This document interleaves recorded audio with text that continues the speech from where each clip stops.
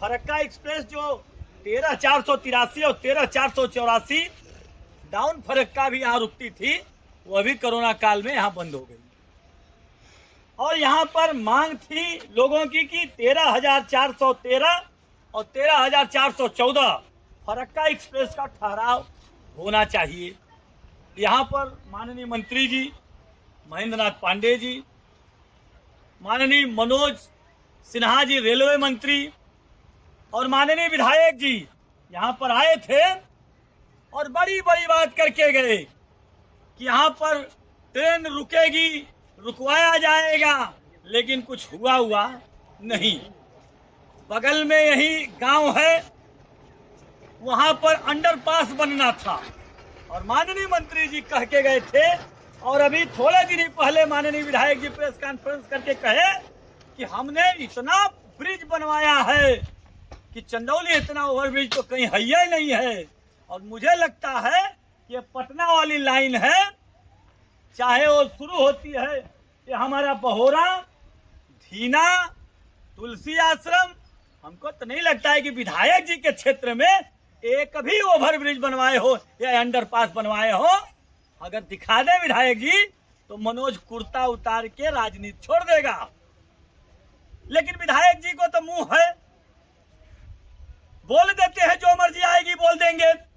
यही भैंसौर गांव है, यहां लोग धरना दिए थे और उस समय आश्वासन दिया गया था कि हम नहीं कराएंगे तो कौन कराएगा।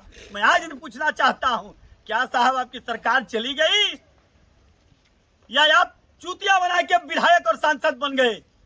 यह अंडरपास क्यों नहीं बना?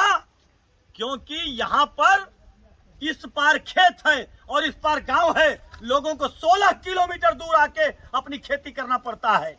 और ऐसा कोई साल नहीं है जहां यहाँ भैंसौर में एक आदमी मरता न हो।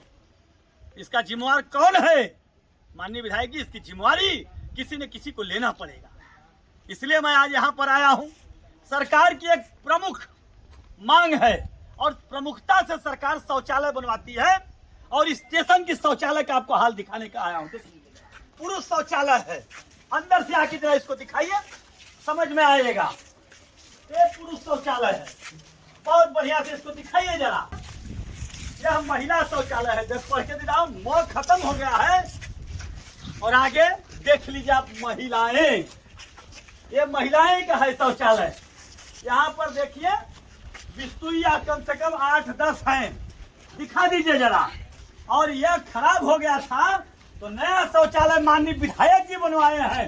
यह शौचालय है, इसकी पोजीशन देख लीजिए। यह शौचालय मैं इसलिए दिखा रहा हूं, यहाँ पर एक ही यही शौचालय है, दूसरा शौचालय कोई नहीं है। माननीय विधायक जी को भरोसा नहीं तो एक दिन आके जनता को दिखा दें कि हो सकता है मैं झूठ बोल रहा हूं। मैंने कहा था कि 9 साल का इनका चंदौली बदहाल का ये 6वां एपिसोड है और मैं दिखाने का काम कर रहा हूं कि 6वां एपिसोड ये थीना स्टेशन को देख लीजिए। अब तो ये थीना की बात आ गई। अब मैं आता हूं आपको सैयद राजा की बात करने। सैयद राजा में धनबाद लुधियाना के लिए जो ट्रेन चलती थी, लुधियाना धनबाद एक्सप्रेस, वो आती थी और जाती थी, वो भी कोरोना में बंद हो गया। यह 2 जगह रुकती थी, चंदौली में भी और सैयद राजा में भी। और एक सियालदह जम्मू तवी एक्सप्रेस चलती थी, वो हावड़ा जम्मू जाने के लिए और जम्मू से हावड़ा जाने के लिए, यह भी ट्रेन वहां रुकती थी। एक देहरादून हावड़ा एक्सप्रेस चलती थी, वो हावड़ा से देहरादून जाती थी और देहरादून से हावड़ा जाती थी। यह चंदौली और सैयद राजा दोनों जगह रुकती थी। और एक जो थी महाबोधि एक्सप्रेस दिल्ली जाने के लिए, वह केवल चंदौली में रुकती थी, सैयद राजा नहीं रुकती थी। और आज वह चंदौली में भी रुकने का काम नहीं कर रही है। तो मैं पूछना चाहता हूं माननीय विधायक जी, माननीय सांसद जी, आपने अपने कार्यकाल में एक ट्रेन तो कोई रुकवा नहीं सके, लेकिन जो ट्रेन रुकती थी उस ट्रेन को क्यों नहीं रुकने दिए? इसका दोषी कौन? विधायक या माननीय सांसद जी, मंत्री जो हम लोग के बीच में हैं? मैं कहूंगा वो बीजे पर्सन है, उनको काम बहुत है, वो जिला के बाहर रहते हैं क्योंकि मंत्री है, देश विदेश उनको जाना पड़ता है।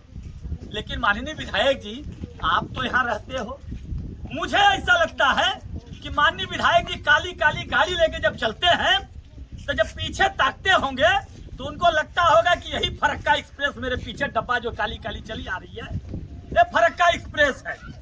तो उस फरक्का एक्सप्रेस पे तो आप चलेंगे और आपके लोग चलेंगे, लेकिन जो एक्चुअल जनता है, आप तो आते हो बनारस से, उस ट्रेन में अपने लोग को बिठा के लाते हो, उसी ट्रेन में बिठा के वापस चले जाते हो।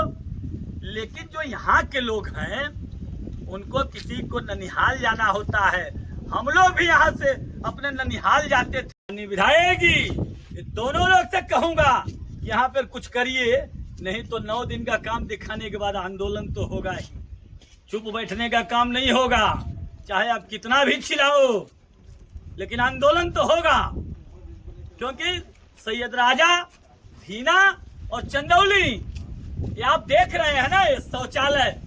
क्योंकि मैं जब गया था वहां पर पावर हाउस पर, तो मैंने कहा कि शौचालय से बिजली कितना उत्पन्न होगी, तो उसमें बड़ी नाराजगी हुई थी। लेकिन आज मैं वो बात नहीं कहूंगा। आज मैं कह रहा हूं कि धीना में या स्टेशन पर महिलाओं के लिए, यात्रियों के लिए कितना तकलीफ होती होगी, आप कल्पना कर सकते हैं। बहुत बड़ी बड़ी बात होती थी, लेकिन शौचालय की स्थिति देखकर गाली देने का मन करता है, लेकिन गाली नहीं दूंगा, क्योंकि मर्यादित भाषा, अमर्यादित भाषा ठीक नहीं है। अब हम भी थोड़ा कंट्रोल कर लिया हूँ। बहुत बहुत धन्यवाद। ये जरा ये भी दिखाते, उड़ गया है और ये बैठने के लिए बना है। यह है धीना, महिलाएं हंस रही है। ये जरा छतो दिखा दीजिए, ये देख लीजिए छत है। बारे धीना, क्या मजाक कर रहे हैं यार। मैं कह देता हूँ तो कहेंगे संविधान में सबको अधिकार है, कहीं भी जाके कोई भी चुनाव लड़ सकता है। लेकिन सच्चाई है कि संविधान का हवाला तो उसके लिए दे देते हो। लेकिन सच में विधायक जी, अपना बूथ सबसे मजबूत करना छोड़िए और इसको भी थोड़ा मजबूत करने का काम करिए। हम लोगों को भी जीने दें। बहुत बहुत धन्यवाद। जय हिंद, जय भारत। देखिए, यहाँ पर जो ट्रेनें रुकती थी वो आज एक भी ट्रेन रुकने का काम नहीं कर रही है। और यहाँ पर माननीय मंत्री जी, विधायक जी सब लोग आके कहे थे कि नई ट्रेन रुकवा दूंगा, बहुत ही कर दूंगा। यहाँ शौचालय भी नहीं है, किसी को अगर शौच भी करना जाना होगा तो शौचालय तक नहीं है। तो मैं यही सब दिखाने के लिए मैं आया हूँ। और आपके यहाँ पर स्थिति बड़ी जर्जर है, बिल्कुल 100 पीस बन के रह गया है।